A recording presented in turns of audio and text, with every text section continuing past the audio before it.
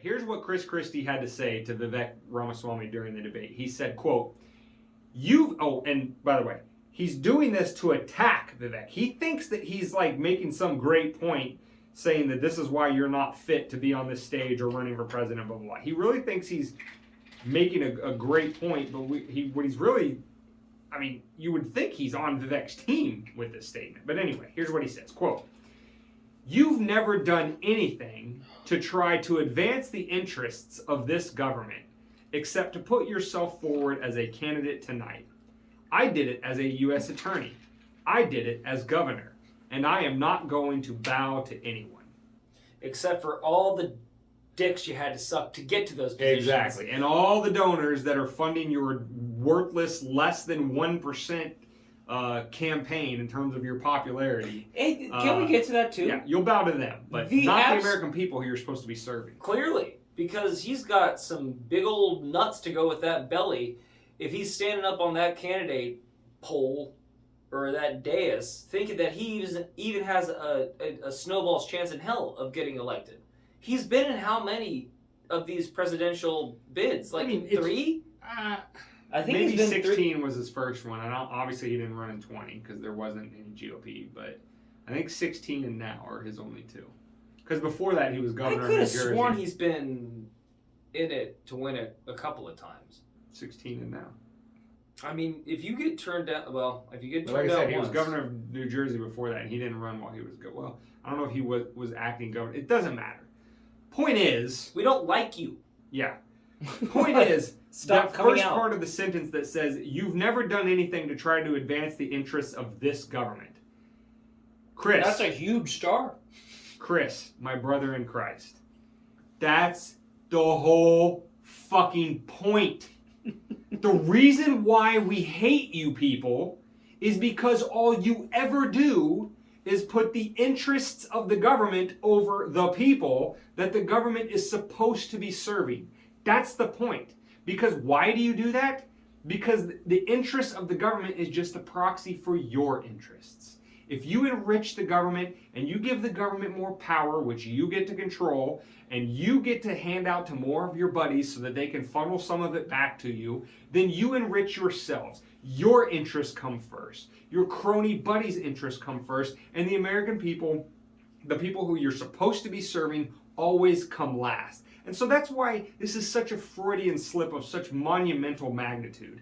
You've never done anything to try to advance the interests of this government. If he wasn't a completely captured, parasitic government piece of shit, his statement would have said, you've never done anything to try to advance the interests of the American people.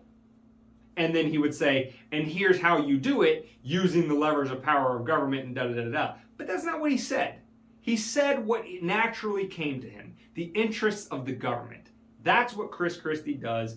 That's what he's all about, because the interests of government are just a proxy for his and his crony buddies' interests. Period, full stop. And I wish Vivek would have pointed that out, but, you know, it's tough. You're in the moment. Vivek was getting hit from a lot of different sides.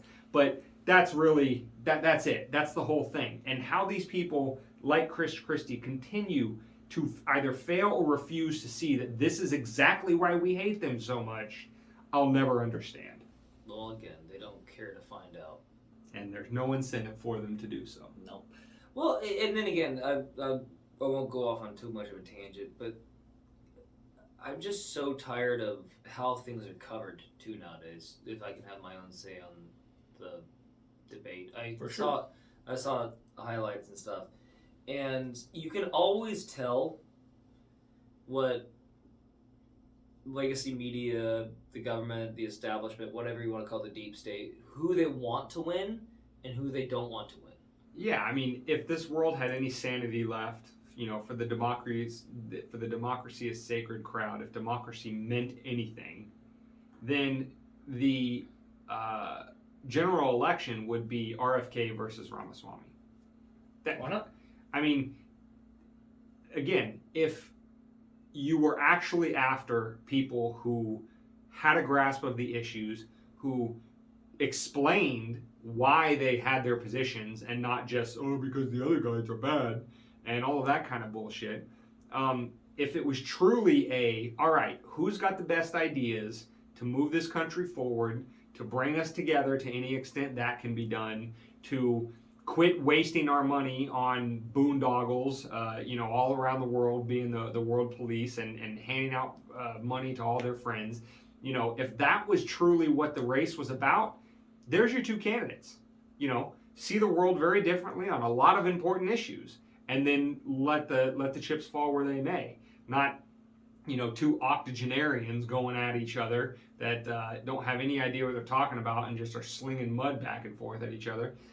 Or any of the number, like David was saying, kept people that are, Ramaswamy had a funny little quip to Nikki Haley, and he said during the debate, he said, "I wish you well on your future board positions at Raytheon and Lockheed Martin and stuff like that." And again, that's just a funny little thing that I saw. But anyway, if this world had any sanity left, it would be Ramaswamy and RFK would be the two options, again, in a two-party system. But that's not the way it is. That's not the way it's going to be. And look no forward than your, local legacy media channel to show you exactly that they are going to pick for you who your candidates are. And it's not going to be anybody that has anything good to say about you or the future of this country. And then they'll tell you that you did a good job voting in their candidate that they made you vote for. Yeah.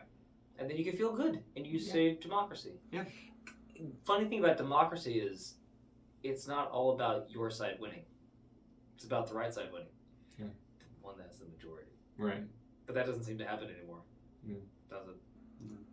I seriously think this next election, they're just going to be like, well, Biden lost the election, but, we're just going to give it to him anyway because, we are trying to support minorities in this country. So we need to start giving, the winners' trophies to the people that don't win so that they feel respected. And it's equal for them, too. You heard it here first. Equity.